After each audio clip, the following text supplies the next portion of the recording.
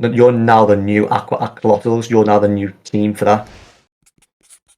How did that feel, Ginerous, before you continue? How did it feel getting the email knowing that you could have got in and you technically did, but putting aside that you pretending you didn't get subbed in at this point, because obviously you didn't know you were going to be subbed in at this point, you just knew you were a sub. How did you and your team feel knowing that your application was good enough to be in the event, but not good enough? Oh, I guess not that it wasn't good enough, but just not part of the top 10 teams. So we were all like a bit like, I wouldn't say downhearted. We were a bit like gutted. You know what? Gutted. That was weird. Yeah, we could have been a bit gutted that we didn't actually make it. But then when we actually read like, the email that was sent to us, we were like, so it says obviously originally said it was obviously unfortunately you've not been made it in, and we were like, oh, you know what, this is a bit annoying. But when we found out you've been nominated as a sub team, we were like, there's actually like kind of a bit of hope that we might get in. Because obviously, I just saying that the way the Rising works, obviously, and the thing is how anything works is if one person obviously can't make it, the whole team drops out. So that you can't just replace the one player for one player if the whole team goes. Yeah, exactly. Which is the way it was.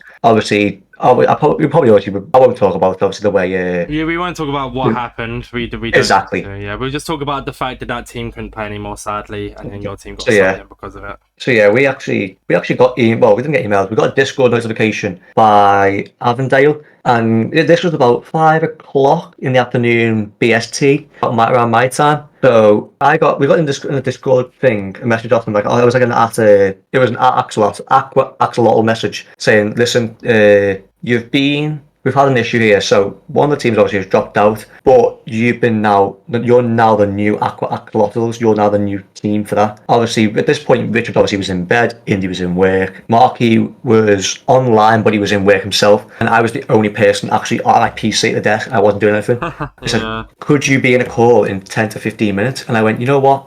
Yeah, I can. But I don't know about the rest of them. So I jumped in a call with Avondale, and he explained to me saying, listen, congrats, you are now the new Aqua Axolotls. And I was like, oh my god, this is actually happening. We're in now. Like it's nuts. I thought obviously because we got invited to be in the event as well, and you could say, listen, even if we didn't make it in, you were allowed to come in and watch, and just watch from like a spectator point of view in the actual event itself. But when we found out we were going to be one of the teams, it was nuts because I was just dead happy. Like on my face, you'll be able to see it, but my face was just dead happy at the moment. Marky found out obviously after he left work. Richard woke up because he actually got up 2 in the morning his time, expecting to be announced as a sub team on Twitter, but let alone he woke up to find out that he was actually being announced as one of the teams in it. And he was going mental. He was like, this is probably the best morning I've ever woke up to. I was like, I've actually been so glad I stayed up till 2 a.m. to listen and to find this information. Yeah.